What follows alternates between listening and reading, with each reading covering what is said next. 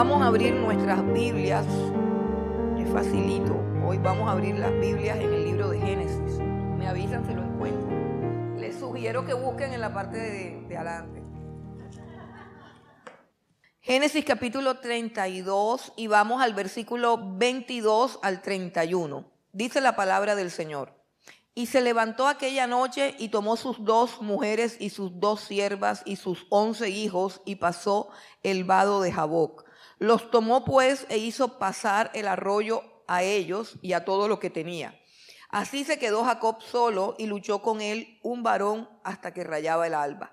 Y cuando el varón vio que no podía con él, tocó en el sitio del encaje de su muslo y se descoyuntó el muslo de Jacob mientras con él luchaba. Y dijo: déjame, porque raya el alba. Y Jacob le respondió: no te dejaré si no me bendices. Y el varón le dijo: ¿cuál es tu nombre? Y él le respondió: Jacob. Y el varón le dijo: no se dirá más tu nombre Jacob, sino Israel, porque has luchado con Dios y con los hombres y has vencido. Entonces Jacob le preguntó y dijo: declárame ahora tu nombre. Y el varón respondió: ¿por qué me preguntas por mi nombre? Y lo bendijo allí. Y llamó Jacob el nombre de aquel lugar Peniel, porque dijo: vi a Dios cara a cara y fue librada mi alma. Gloria a Dios. Hay noches de noches. No sé quién de ustedes ha tenido una noche oscura, espantosa y terrible, una noche en la que de pronto no ha podido pegar los ojos, o una noche con un dolor insoportable que te haya trasnochado todo el día, o una angustia o una preocupación, o simplemente se te fue el sueño. Hay noches que son difíciles, pero que al mismo tiempo son noches gloriosas y productivas. Y aquí la historia, el Génesis, nos está hablando de una noche supremamente especial en la vida de uno de los patriarcas, en la vida de Jacob. Una noche que marcó su vida para siempre. Esa noche fue supremamente especial para él. Y lo importante fue que él hizo esa resolución de corazón, o sea, le tocó abordar esa situación tan complicada. Los pongo en contexto. Él regresa de la casa de su tío Labán, porque recordemos que Jacob le robó la primogenitura a su hermano Esaú. Se la robó con un engaño, se disfrazó, fue a donde su papá, que estaba ya por morir, se disfrazó, se puso vellos para que su papá, que estaba medio ciego, lo confundiera. Y de esa manera logró que su papá lo bendijera a él, pensando que era su hijo mayor y su hijo favorito. Pero no, él era usurpando el lugar de su hermano mayor y recibió la bendición del padre. Y de esa manera se formó un conflicto familiar terrible, porque cuando Esaú regresa y se da cuenta que la bendición que el padre tenía para él se le había dado a su hermano, lo cual era supremamente importante, porque implicaba no solamente que le iba a ir bien, sino que implicaba los derechos de ser el primogénito y una cantidad de beneficios y una cantidad de privilegios que prácticamente los había perdido. Y no vamos a entrar en detalles en quién tuvo la culpa, pero los hechos fueron esos. Los hechos fueron que cuando Esaú llegó, Jacob se había robado casi todas sus bendiciones y toda su herencia. Y Esaú, lleno de ira, lleno de enojo, juró que cuando pasaran unos días después de que murió su padre, cuando pasara el luto de su padre y las cosas estuviesen calmadas, él iba a matar a su hermano. Y su hermano tuvo que irse lejos, aconsejado también por su mamá, tuvo que irse lejos y fue a refugiarse donde el hermano de su mamá, su tío Labán. Y allá estuvo por 20 años. Y durante esos 20 años, pues como él tenía la bendición, pues él prosperó. Durante esos 20 años con Labán prosperó. Sabemos que se enamoró de una de las hijas de Labán, Raquel, y la pidió en matrimonio, pero como uno todo lo que siembra, eso recoge, el suegro le hizo exactamente lo mismo que él le hizo a su padre. Estas historias son súper emocionantes, debieran hacer más películas sobre estas cosas. Y resulta que en la noche de bodas, en la noche del matrimonio, no le entregan a Raquel, la hija menor de la cual él se había enamorado, sino que le entregan a Lea, la hermana mayor, y de esa manera lo engañan. Él la toma por esposa, se consuma el matrimonio y solamente al día siguiente es que se da cuenta de que no es Raquel. Exactamente de la misma manera como él engañó a su padre, de la misma manera lo engañaron a él. Mas, sin embargo, el amor de él por Raquel era tan grande que siguió trabajando y siguió rogando y siguió esperando hasta que finalmente él se casa con Raquel, que es la mujer de su vida o el amor de su vida, como decimos nosotros por acá. Pues hay una familia grande. Aquí acabamos de leer que tenía a las dos mujeres, pues una que él quiso y la otra pues que se la dieron. Y dice que tiene siervas y que tiene 11 hijos. Y además de eso es un hombre muy, muy próspero. Prosperó no solamente porque Dios lo bendecía, sino porque también era como un poquito tramposo. Así que no crean que todo el que prospera es porque es íntegro. No hay gente que prospera porque hace sus trampas de vez en cuando. Y sí, en el pueblo de Dios hay gente tramposa. Entonces, eso es triste, pero es una realidad. Entonces, él tenía que regresar. Pasaron 20 años, hermano, 20 años. Y quiero decirle que fueron 20 años de odio. 20 años de odio. Ustedes recuerdan el versículo que dice que no se ponga el sol sobre tu enojo. O sea, en otros términos, no te acuestes enojado con nadie.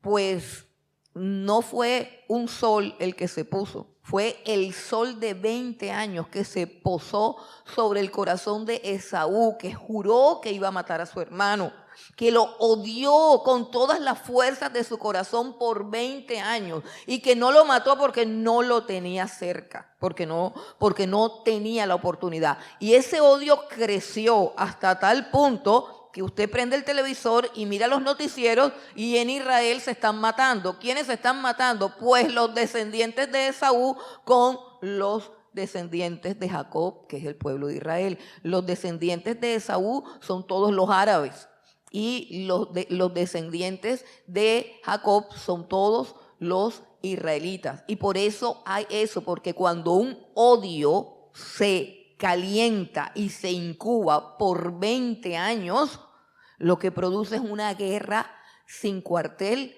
y sin fin, una guerra que solamente Dios con su poder va a terminar. Pero ese es solamente el contexto. El asunto es que Dios había hablado a Jacob, porque Jacob es el que Dios ha escogido, así de sencillo. Jacob es el que Dios ha escogido y Dios le había dicho a Jacob que se devolviera para su casa. Dios le había dicho a Jacob que regresara. Dice el versículo, si vamos al versículo 9, dice Jacob, usted puede ubicarse ahí en el mismo capítulo 32, el versículo 9 dice, y dijo Jacob, Dios de mi padre Abraham y Dios de mi padre Isaac, Jehová que me dijiste. O sea, esto es tan interesante, hermano. Yo le tengo miedo a estos pasajes porque me puedo pasar toda la tarde aquí hablando de eso. La forma como él le habla a Dios muestra claramente que él es tramposo porque él todavía no ha conocido a Dios.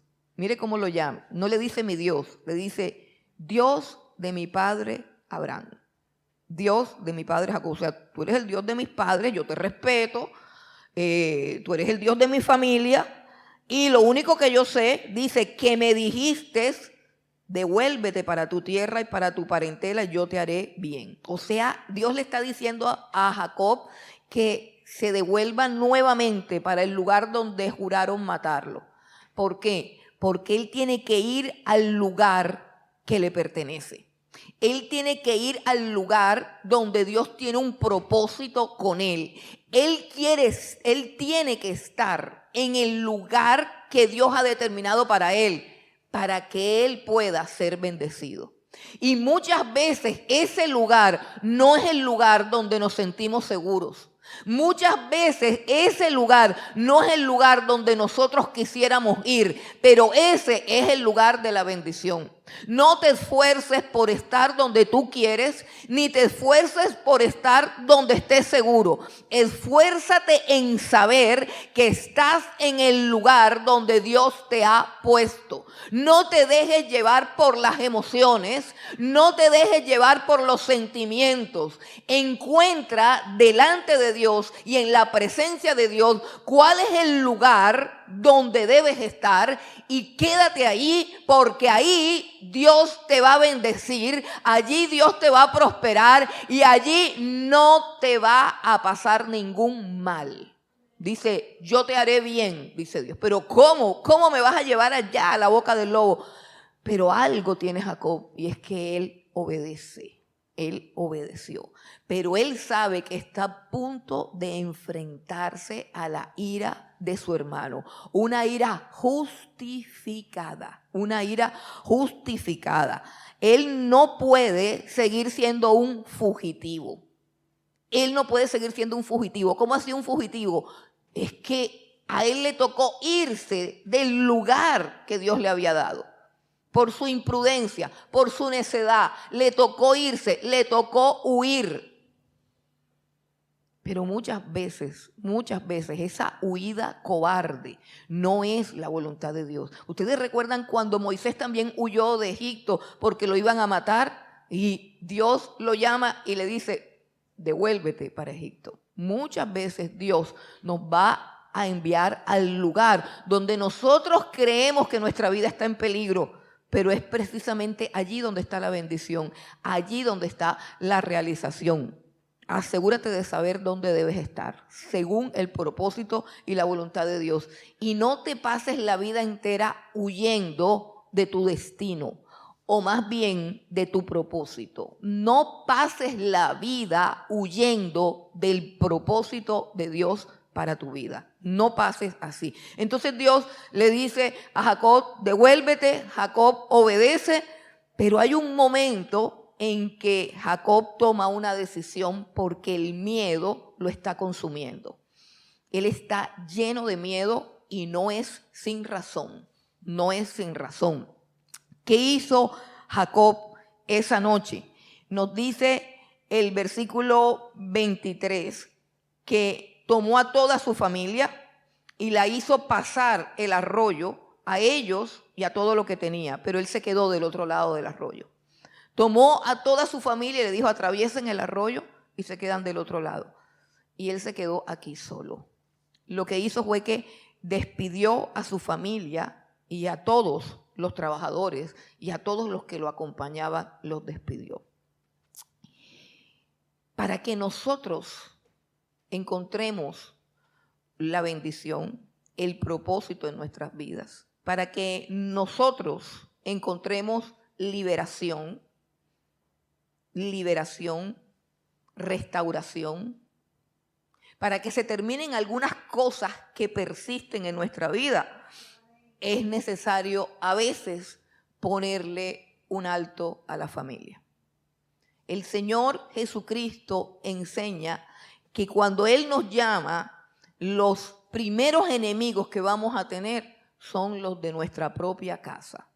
Y por eso es que Él, cuando habla del discipulado y del costo del discipulado, dice claramente, si alguno no aborrece a su padre o a su madre o a todo lo que tiene o a todo lo que ama y viene detrás de mí, no puede ser mi discípulo.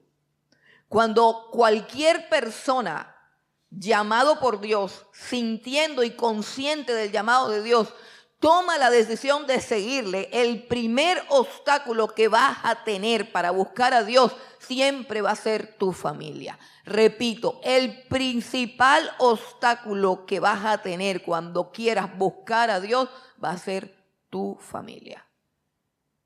Tú necesitas estar solo y tú necesitas tener una búsqueda sola y personal de la presencia y del poder de Dios en tu hogar, en tu corazón. Dios tiene que entrar a tu corazón, a tu alma, y tú tienes que tener esa experiencia genuina, real y verdadera. Jesús dice, cuando ores, entra en tu aposento y cerrada la puerta. Cerrada la puerta. Si tú quieres buscar a Dios, no vas a poder hacerlo. Tus seres queridos estorban. Tienes que tomar la decisión de hacerlos a un lado e ir tú solo en la búsqueda de Dios.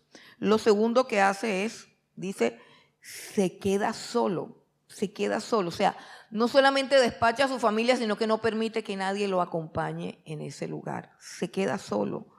Dice, y así se quedó Jacob solo.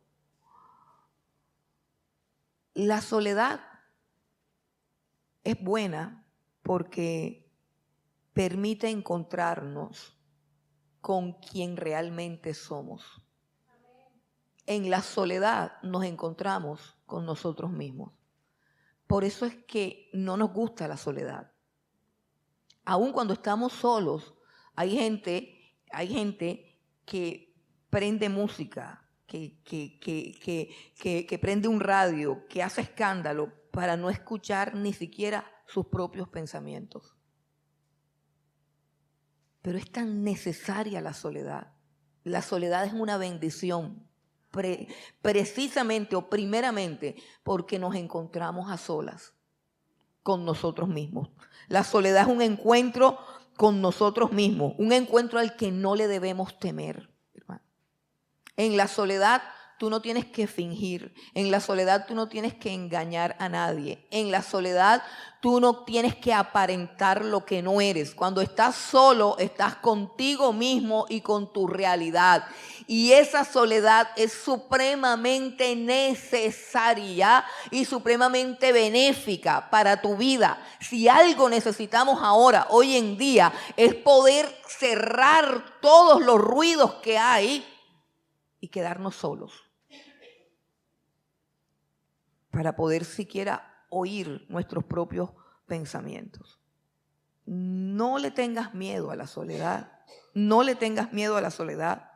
La soledad nos permite enfrentarnos con nuestro pasado. Con nuestro pasado, porque es que Jacob aquí va a tener un encuentro con su pasado. Con un pasado que él un día quiso olvidar, con un pasado del cual huyó. En la soledad tú te encuentras con tu pasado, te encuentras con tu identidad. En la soledad tú te encuentras con tu corazón. En la soledad tú puedes mirar lo que hay en tu alma. No le tengas miedo a la soledad, porque en la soledad tú puedes contemplar las heridas que hay en tu corazón. Puedes identificar las limitaciones, los complejos, las ataduras, los errores que todavía te pesan, los sentimientos de culpa, las heridas que no han cicatrizado, los miedos ocultos. Hay gente que tiene miedo y se oculta detrás de una fachada, pero por dentro tiene miedo. En la soledad todo eso sale a la luz. En la soledad tú puedes ver aquellos pequeños pecados que todavía guardas, todavía acaricias. Pequeños pecados de los cuales no te has querido librar. En la soledad queda nuestra realidad, lo que realmente somos. Y aunque eso sea un poquito triste y un poquito doloroso, es supremamente bueno. Es supremamente bueno. No que estemos solos, ni que seamos unos ermitaños, no. Yo estoy hablando de las personas que nunca están solas, ni consigo mismo, ni con Dios. De eso es que estoy hablando. de las personas que no pueden estar solas, de las personas que no pueden hacer silencio en la bulla que hay en sus mentes, en las personas que no son capaces de escucharse a sí mismas, de examinarse a sí mismas, de ir quizás a su pasado, pero no para hacer algo místico o extrasensorial, sino para comprender las raíces del enojo, de la amargura, de la rabia, de los complejos, de las tristezas, de los rencores, de por qué me pasan las mismas cosas siempre. Para todo eso es necesaria la soledad. La soledad es la mejor amiga de nuestra alma, porque siempre nos lleva, si lo permitimos, si la dejamos. O sea, si no empañamos esa soledad con música, con películas, con necedad, si aprovechamos la soledad para revisar nuestro corazón, y si aún aprovechamos la soledad para hablar con Dios y permitir que la presencia de Dios, la luz de Dios, la voz de Dios penetre nuestro ser, es tremendamente gloriosa esa soledad. Y Jacob buscó estar solo porque sabía que no podía avanzar, porque estaba lleno de miedo. Escucha, Jacob estaba lleno de miedo. Dice la escritura aquí en el capítulo 32, si retrocedemos, Jacob había mandado a un mensajero, a uno de sus trabajadores, a uno de sus siervos, los había mandado adelante para que llegaran donde su hermano y le dijeran que él venía en camino con toda su familia y que traía muchos regalos y que traía muchos presentes. Y él había hecho esto con el fin de apaciguar un poco la ira de Esaú y que Esaú lo viera como un amigo. Era como mostrarle bandera blanca desde lejos. Él no podía presentarse con su esposa, sus hijos, con todos los niños, con los bebés, con los corderitos tiernos. Él no podía presentarse así de esa manera. Entonces él se idea algo y dice, voy a enviar un mensajero que lo apacigüe. Entonces va el mensajero y dice que él les mandó a decir a Esaú, dice, así diréis, versículo 4 del capítulo 32, dice, así diréis a mi señor Esaú, así dice tu siervo Jacob, con Labán he morado y me he detenido hasta ahora, y tengo vacas, asnos, ovejas, siervos, siervas, y envío a decírtelo o a decirlo a mi señor para hallar gracia en tus ojos. Es decir, yo quiero tu perdón, estoy dispuesto a restituirte todo, tengo mucho dinero, Dios me prosperó, yo quiero darte todo, pero quiero hallar gracia delante de ti. Y miren la respuesta en el versículo 6. Dice, y los mensajeros volvieron a Jacob. Esta fue la respuesta de Esaú, diciendo, vinimos a tu hermano Esaú y él también viene a recibirte y 400 hombres con él. Esaú no dijo nada, dijo, con que sí. No, tranquilo que yo también voy a recibirlo. Agarró 400 hombres. ¿Para qué serían 400 hombres?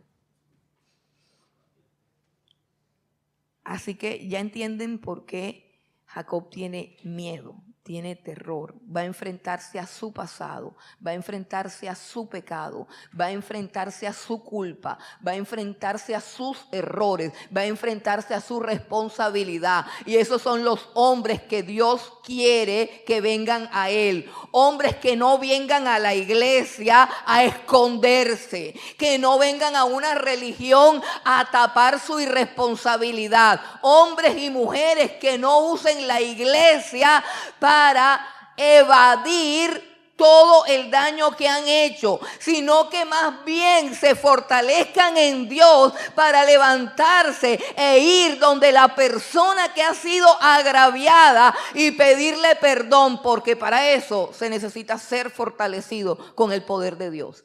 ¿Sabe por qué hay gente que los familiares no se convierten? Porque es que los familiares saben todo el daño que tú les has hecho, todo el mal ejemplo, todo lo tramposo que eres, toda la necedad. Y resulta que ahora te las vienes a dar de predicador, cuestionando, juzgando y mandando para el infierno a todo el mundo, con los cuales tú eras peor. No. Cuando alguien viene a los pies de Cristo, se concientiza de su pecado, se concientiza de su maldad, se concientiza de sus errores y todo el daño que ha cometido, y va al mundo o va a su familia, va a su pasado y lo enfrenta. Pregúntate, antes de conocer a Cristo, ¿a quiénes le hiciste daño? ¿A quiénes ofendiste? ¿A quiénes dañaste? No cojas la religión para ocultarte. Si tú fallaste, si la gente no cree en ti porque has dado un mal testimonio, asume tu responsabilidad, pero no huyas de la responsabilidad. Los hombres de Dios asumen sus responsabilidades. Y hago un paréntesis, aquí decimos hombres no porque yo sea machista, sino porque no creemos en el lenguaje inclusivo. Es decir, no creemos en el lenguaje de la ideología de género. Cuando yo digo hombres, estoy hablando de hombres y de mujeres. Sí, porque de pronto, como se supone que si uno no dice mujeres, eso lo inventaron ahora, si uno no dice todas, todos, todes, entonces estamos discriminando a alguien. No, aquí seguimos con el mismo lenguaje. El hombre significa el hombre y la mujer.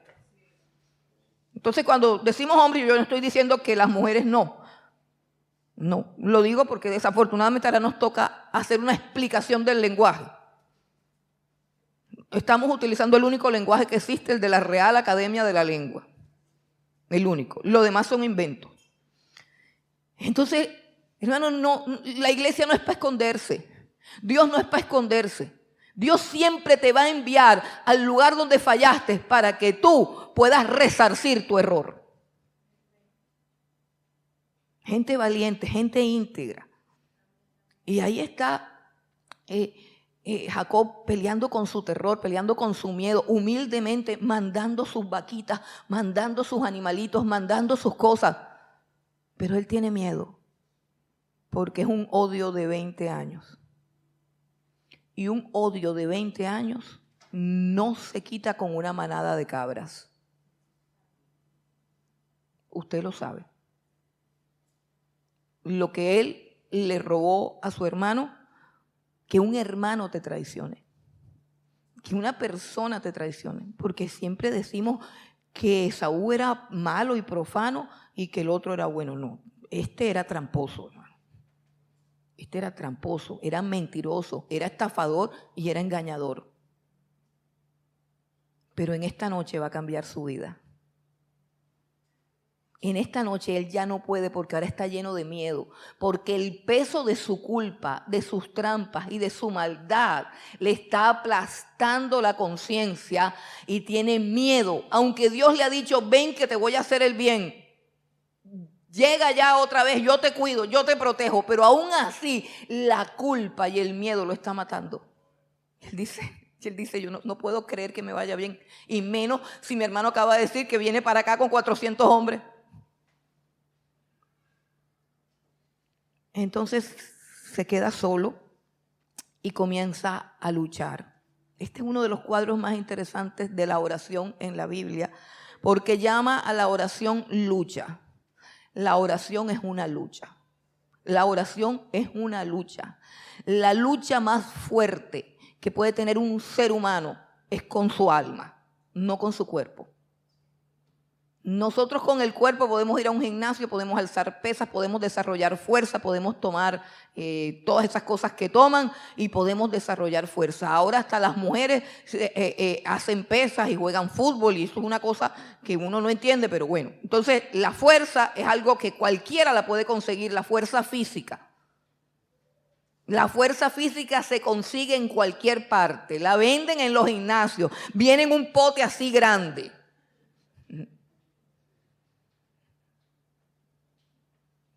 Pero la fuerza del alma, la fuerza del Espíritu, esa es la que está escasa. Y esa es la que solamente te ofrece Dios. La oración es una batalla. Yo reto a todos los fisicoculturistas a que se pasen media hora de rodillas orando y ninguno va a poder. Ninguno va a poder, porque los músculos no lo van a dejar. Mucha carne y poco espíritu. Por eso es que estamos como estamos. Porque somos un mundo de carne. Qué tristeza la humanidad. Últimamente yo no tengo ganas de salir y a mí me encanta salir. Pero últimamente ya no tengo ganas de salir. Y últimamente ya me deprime salir. Uno va caminando y hay una exhibición de carne. Y carne, y no de carne verdadera, sino carne implantada quirúrgicamente. ¿Sí saben de qué estoy hablando? Horrible.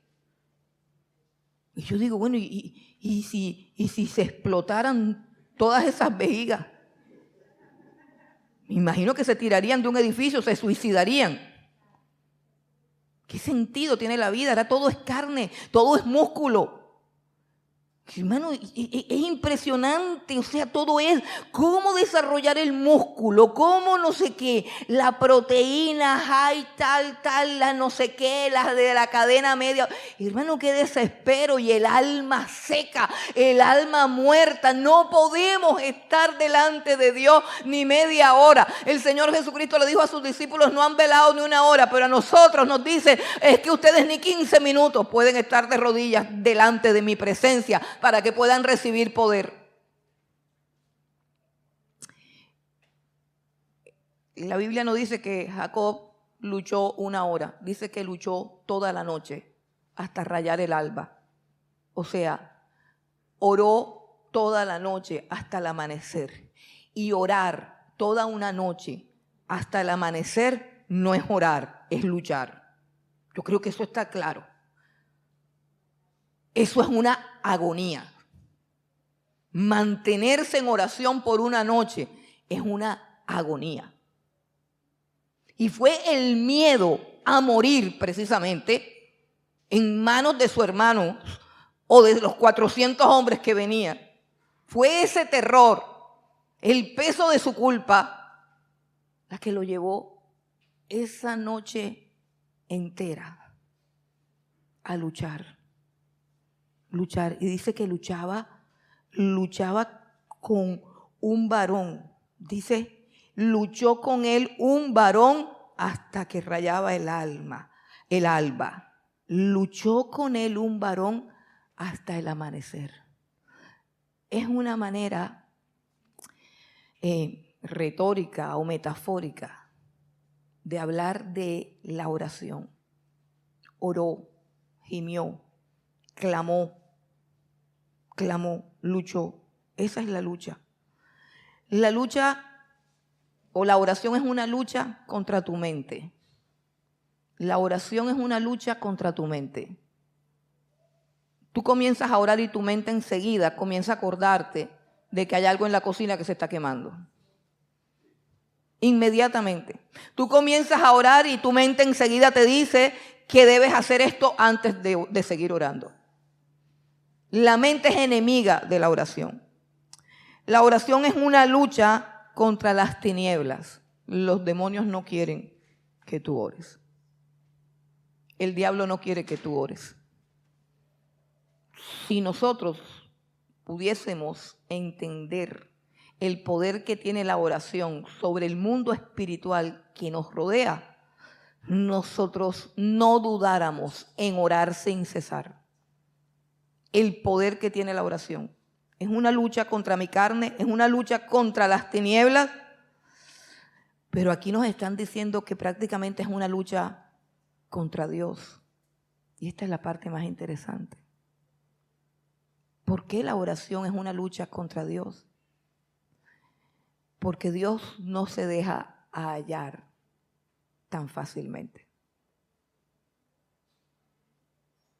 La Biblia dice en Jeremías 29, versículo 13, no lo busquen, dice, me buscarán y me hallarán cuando me busquen de todo corazón. Cuando tú pongas todo tu ser, con pasión y fuerza, en una búsqueda genuina y verdadera del Señor, lo vas a encontrar. Antes no. Por eso la oración es una lucha contra Dios. No sé si te acuerdas de todas las personas que aparecen en la Biblia luchando para alcanzar el favor de Dios en medio de una multitud. La mujer sirofenicia venía detrás del Señor dando gritos, diciéndole: Jesús, hijo de David, ten misericordia de mí. Mi hija está fuertemente endemoniada, tiene una cantidad de demonios. Y gritaba. Una mujer de Tiro y Sidón, la tierra de los Baales.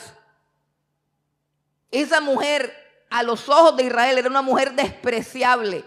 Porque por causa de Tiro y Sidón, de su nación, el pueblo de Israel siempre se fue a la apostasía y tuvo hambre, tuvo ruina, tuvo esclavitud y tuvo miseria. De tal manera que esta era una mujer del pueblo más pagano y esta mujer gritaba como loca detrás de Jesús. Y los discípulos le decían a Jesús: despide a esa mujer, mira el escándalo que tiene atrás. Y no sé si conocen la historia y tenga que contarla de nuevo, pero Jesús le dice a la mujer: yo he sido enviado a las ovejas perdidas de Israel, no he sido enviado a tu nación. No es bueno darle el pan de los hijos a los perros. Y ella le dice: pero hasta los perros se comen las migajas que caen de la mesa. Y allí Jesús se detiene. Ahí Jesús se detiene. Él va caminando en su campaña, sanando enfermos, predicando el evangelio. Él va caminando con su agenda. Pero esta mujer pagana, medio bruja, medio loca, desesperada, angustiada, imprudente, insistente, sin orgullo y sin dignidad, hace que Jesús se detenga. Y le dice: cuán grande es tu fe. Y le concede lo que pide. O la mujer del flujo de sangre, inmunda, prohibido salir para cualquier mujer que esté en el momento de su periodo. Y ella tenía un periodo desde hace años que no paraba. Desde hace años era inmunda. Desde hace años estaba prohibido que saliera a la calle o que hiciera contacto con personas, porque las personas que entraban en contacto con ella se consideraban contaminadas, inmundas, y no podían ir al templo a adorar. Y ella vence todos los obstáculos religiosos, morales. Ella avanza desesperada hasta Jesús, hasta que agarra el borde de su manto. Es una lucha orar. Si tú quieres que el Señor se detenga.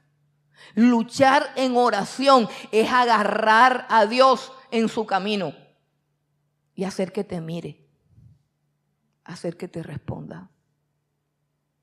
Que Él diga: estos no son los rezos cotidianos que pretenden llegar al cielo todos los días. Aquí hay un corazón que de verdad está clamando por mí.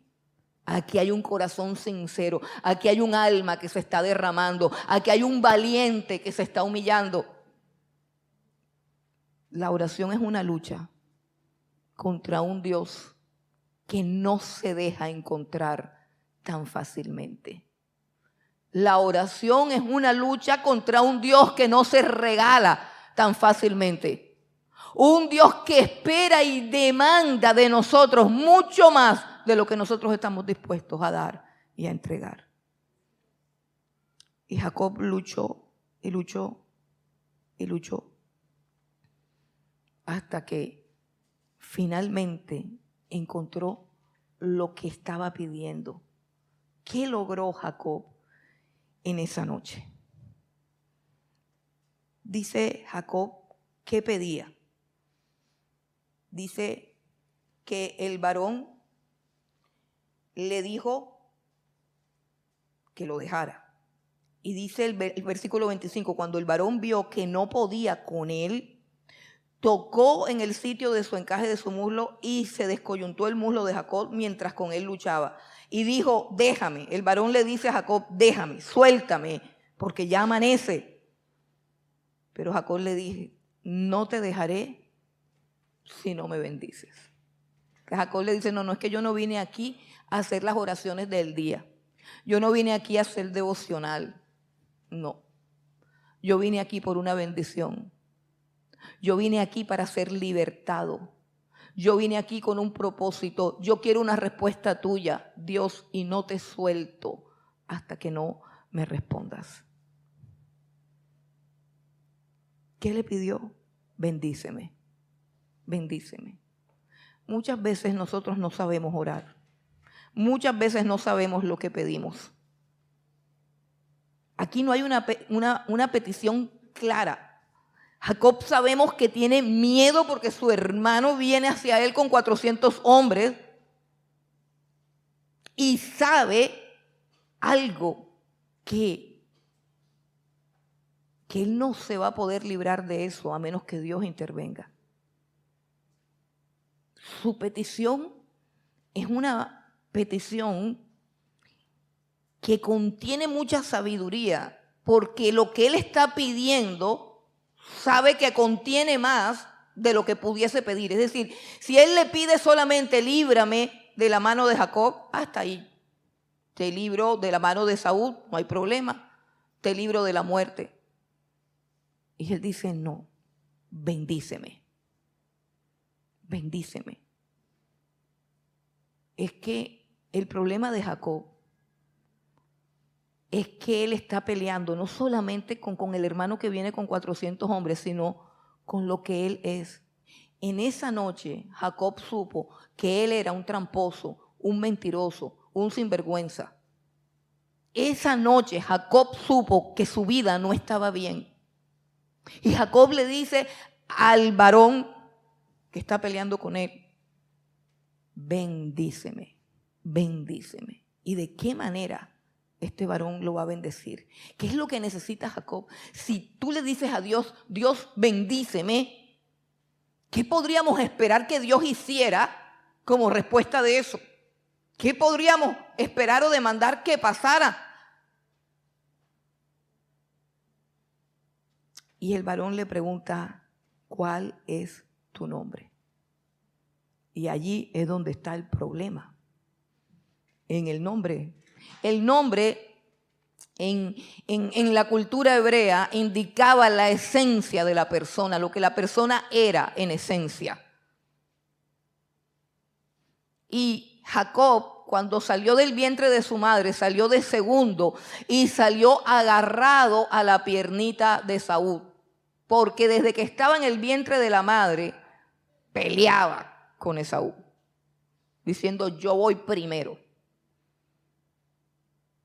Pero como no lo logró, entonces dice que salió la manito, imagínense un bebé peleonero tan chiquito, ¿cierto? Los que dicen que los bebés son unos ángeles, bueno, agarrado de la patica del otro, así, la mano.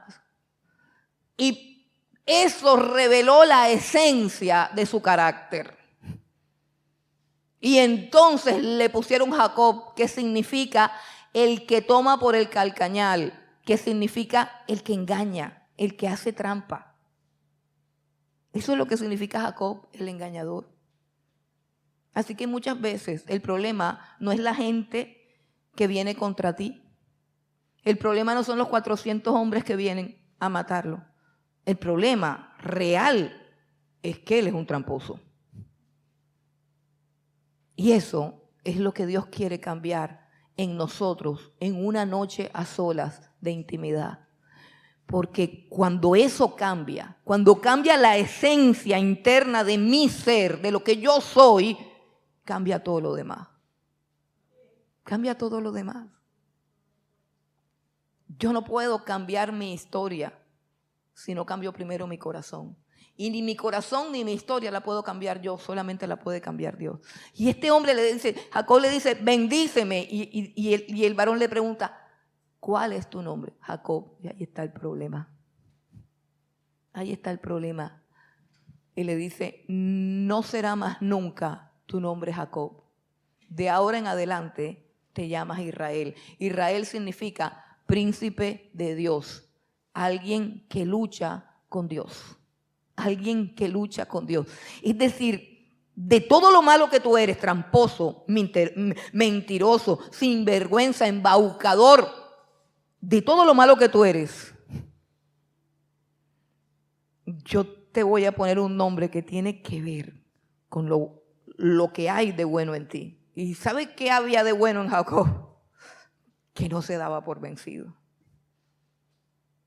que insistía a pesar de que todas las circunstancias y todas las evidencias estaban en su contra. Y Dios está diciendo, eso bueno que tú tienes es la marca mía en ti.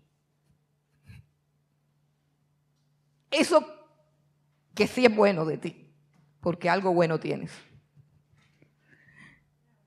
Tú de pronto eres medio tramposo, tú de pronto eres medio chismoso, tú de pronto eres medio envidioso, pero te voy a decir algo, tú fuiste creado a imagen de Dios y hay un sello de Dios en tu vida. Tú tienes algo de la divinidad, algo de la naturaleza divina, algo del don de Dios. Hay algo de bondad en tu corazón y eso es lo que Dios quiere resaltar de tu vida y que sea realmente lo que te caracteriza.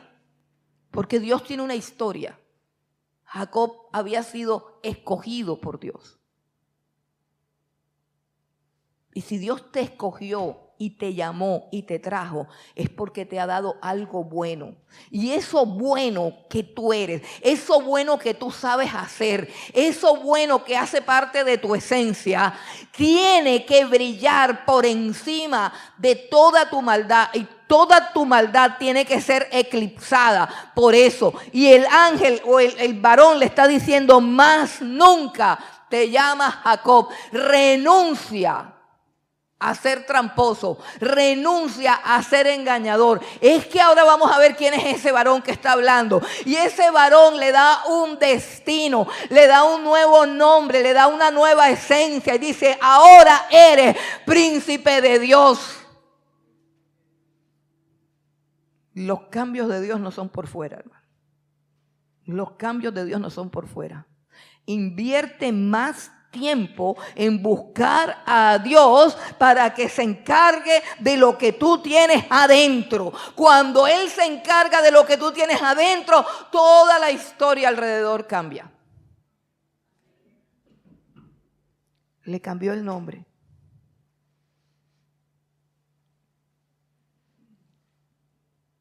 Además de eso, ¿qué más pasó? Dice que le descoyuntó el encaje del muslo, o sea, le quebró la cadera, lo dejó cojo. Un encuentro con Dios nos deja cojo porque somos demasiado orgullosos, autosuficientes e independientes. Pero una noche a sola con Dios quebranta nuestra soberbia, quebranta nuestro orgullo, quebranta nuestra autonomía, quebranta nuestra independencia y nos hace hombres y mujeres que dependen de su poder. Eso es lo que Dios quiere. Alguien que camine en el poder de Dios, alguien que no dependa ni de hormonas, ni de energizantes, ni de pastillas para dormir, ni de tranquilizantes, ni de nada. Alguien que simplemente esté lleno del Espíritu de Dios, lleno del poder de Dios, lleno de su gozo, lleno de su paz, lleno de sabiduría. Es lo que Dios quiere, pero necesitas una noche a solas con Él. Oye, y la gente cuando está en el mundo no se pasa, cuando están en la droga, cuando están en el alcohol, cuando están haciendo de cuanta cosa, no amanecen. No amanece. Cuando viene alguien y me dice, no, que es que él se va a tomar y regresa en 2 días y pasa 2 días. Él no está tomando. Él está tomando y además fumando. Y quién sabe qué más está haciendo. Y a eso le entregan todo su ser, su salud, su cuerpo, su alma, su salvación, la eternidad, la familia. Se lo juegan todo por una noche de perdición. Yo no sé quién ha tenido una noche así, de puro alcohol, o de puro sexo, o de pura droga. Yo no sé quién ha pasado una noche de rumba. Yo quiero decirte qué ganaste al día siguiente, qué encontraste, qué conseguiste. ¿Por qué no te pasas una noche humillándote delante de Dios para que veas que toda tu vida y todo tu ser será transformado por su poder? Esta es la historia de un tramposo que pasó una noche con Dios. Esta es la historia de un hombre orgulloso que pasó una noche con Dios. Fue quebrantado. Ya de ahí no salió Jacob, salió Israel. Un hombre humilde, un hombre que dependía de Dios. ¿Sabes qué? Cuando la Biblia registra el momento de su muerte, él a partir de ahí empezó a usar un bastón. En la Biblia lo llaman bordón, pero es un bastón alto, grande, el de esos tiempos.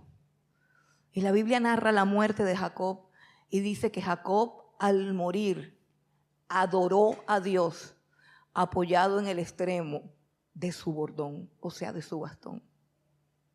La cojera sirve para depender de Dios. Tus debilidades, tus flaquezas y tus fracasos, Dios las ha permitido para que dependas de Él, para que dependas de su poder. Esa noche cambió la historia. Esa noche, mientras él peleaba con el ángel, el corazón de sus enemigos también cambiaba. Mire que Dios está obrando en el corazón de Jacob. Lo está transformando en una criatura nueva, pero también está obrando en el corazón de sus enemigos. Y su hermano Esaú, que empieza a caminar lleno de odio hacia él, con 400 hombres, a él llega el efecto de esa noche. A él llega el efecto de esa noche. Miren, aprovecho para decirles que orar de madrugada tiene su gracia, tiene su detalle. Solamente haz la prueba. Cualquier hora sirve para orar, sí, pero en no todas las horas se puede hacer lo que se hace en una madrugada buscando el rostro de Dios. Esa noche pasaron muchas cosas, porque cuando amanece y llega Esaú, el corazón de Esaú ha sido cambiado. Y los 400 hombres que venían a matarlo se convirtieron en personas que vienen a darle la bienvenida. Y eso lo hizo Dios solamente en una noche que Jacob se paró para buscar su rostro, para buscar su presencia. Cambió su historia. Pero hay algo más, y eso no es de lo que habla Jacob allí. Es decir, todo el bien que él recibe esa noche no consiste en que se le quitó el miedo, en que dejó de ser tramposo. Todo eso es bastante grande, ¿cierto?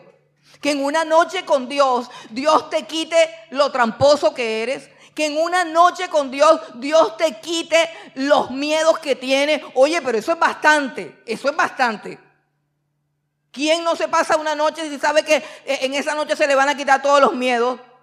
Y vas a dejar de ser tramposo. Y vas a dejar de ser mentiroso o cualquier otro hábito, cualquier otra cosa. ¿Quién no se juega esa noche? Yo me la juego, pero eso no fue lo más grande. Lo más grande que Jacob obtuvo esa noche está en el versículo 30. Dice, y llamó Jacob el nombre de aquel lugar Peniel, porque dijo, mira lo que dijo, vi a Dios cara a cara y fue librada mi alma.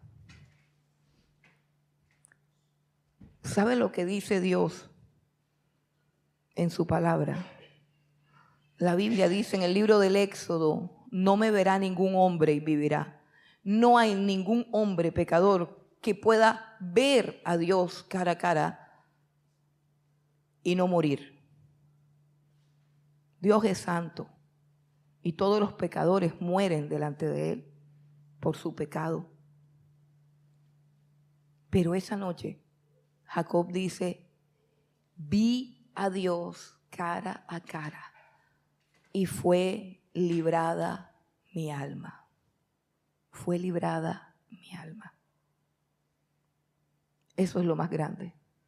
Que tú puedas tener un encuentro con Dios y que en ese encuentro con Dios tú seas libre de tu pecado, tú seas libre de tu culpa, tú seas libre de tu maldad y alcances el perdón, la gracia y la paz. Quiero decirte que esa noche que tuvo Jacob se parece mucho a otras 2 noches que te quiero mostrar acá en la Escritura. En Éxodo capítulo 12 hay otra noche relatada. Éxodo capítulo 12, para que tú veas que de noche pasan cosas buenas, si tú lo permites. Éxodo capítulo 12, versículo 30, es la noche en que Dios va a sacar al pueblo de Israel de Egipto, de manos del faraón. Esa noche Dios envió una plaga y todos los primogénitos de las casas de todos los egipcios murieron como un juicio de Dios sobre Egipto, porque Faraón no quería libertar a su pueblo. Esa noche gloriosa, Israel fue libertado. Éxodo capítulo 12, versículo 30. Dice, y se levantó aquella noche Faraón. ¿Quién es Faraón? El enemigo de Dios. El enemigo del pueblo de Dios. Faraón representa el mismo Satanás.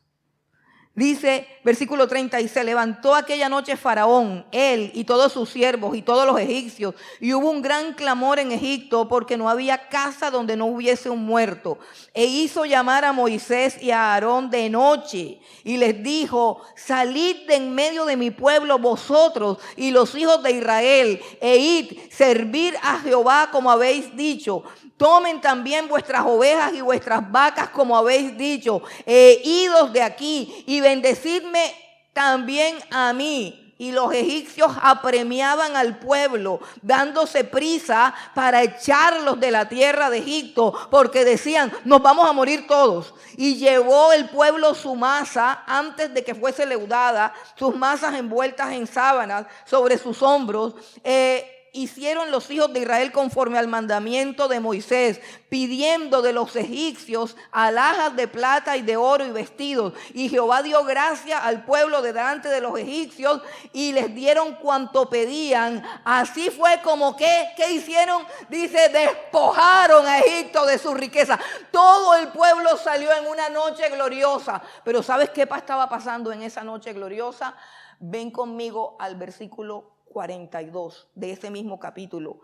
Dice Dios, mire, dice Dios, es noche de guardar para el Señor. Significa noche de velar, noche de velar. Guardar significa vigilar, guardián, de ahí viene la palabra guardián. Dice, es noche de vigilar para Jehová. Óyeme, Dios no se duerme, Dios no se duerme, Él no tiene necesidad de dormir. Pero cuando la Biblia dice que Dios vela sobre ti, que Dios pone sus ojos sobre ti para que se cumpla su propósito en ti, para darte aquello que ha determinado Él que es para ti. Entonces dice que esa noche que Dios sacó a todo el pueblo de Israel de la esclavitud, dice, es noche de guardar para Dios. Es noche de guardar para Jehová, por haberlos sacado en ella de la tierra de Egipto. Esta noche deben guardarla para Jehová todos los hijos de Israel en sus generaciones. Ese fue un mandato que dijo Dios. Te lo voy a explicar de otra manera. Dios le dice al pueblo de Israel, así como yo he velado toda esta noche completa, hasta que ustedes salgan libres de la esclavitud de Egipto y no quede ni un solo israelita allá, así como yo he permanecido despierto, velando sobre mi pueblo para que sea 100% libre, así también ustedes esta noche, durante todos los años, deben guardar esta noche y mantenerse despiertos en memoria de que yo, Jehová, estuve velando sobre ustedes hasta que los liberté. Oye, ¿no te parece que eso es tremendo y glorioso? Y esa es la noche de la Pascua. Era una noche que anunciaba otra noche. La gran y gloriosa noche. Pasan años y llegamos al Getsemaní y también es de noche. Y ahí en el Getsemaní está Jesús de rodillas, también luchando en oración, también clamando con el peso no de sus pecados, sino de los míos y de los tuyos. Está Jesús de rodillas en el Getsemaní, sudando gruesas gotas de sangre, clamando y luchando en oración, diciéndole: Padre, si es posible, si hay otra manera de salvarlos a ellos, que pase de mí esta copa, pero que no se haga lo que yo quiero, sino lo que tú quieras. Esa era la noche de guardar. Y en su angustia se levanta y va a los discípulos y dice la Biblia que están todos dormidos. Y él los llama uno por uno, pero ninguno despierta, aunque es la noche de la vigilia, aunque por ser judíos tenían que guardar esa noche en memoria de su redención de Egipto. Pero esta es la noche de la verdadera redención. Esta es la noche de la liberación del pecado. Esta es la noche verdadera. Y Jesús no encontró a nadie despierto. Él luchó solo en el Getsemaní, cargando tu pecado, cargando tu maldad, cargando tu iniquidad. Y la cargó hasta el fin. Y no desmayó. Cargó con la maldición. La Biblia dice que Cristo fue hecho por nosotros maldición, clavado en ese madero, para que la bendición de Dios reposara sobre nosotros. Para que tú recibas la bendición, tienes que entender también esa noche y tienes que buscar tu propia noche con Dios. Esa noche del Getsemaní, Jesús decidió salvarnos, aunque no era su obligación. Decidió morir por ti, decidió morir por mí, decidió pagar el precio y decidió regalarnos su justicia, su perdón, su gracia y su bendición. Por eso el apóstol Pablo dice: bendito sea el Dios y Padre de nuestro Señor Jesucristo, que nos bendijo con toda bendición espiritual en los lugares celestiales. Pero escucha, en Cristo. En Cristo. No es en ninguna religión. No es en ninguna religión. Es en Cristo. O tienes a Cristo o no tienes nada. El varón que luchaba con Jacob es Jesucristo. Y Jacob no supo su nombre, pero él nos lo reveló a nosotros. Tú y yo somos más afortunados que Jacob, porque no solamente tenemos la bendición, sino que tenemos el nombre. Nombre sobre todo nombre, dice la Escritura. Y no hay otro nombre dado a los hombres en los que podamos ser salvos, sino en el nombre de Jesucristo, hombre.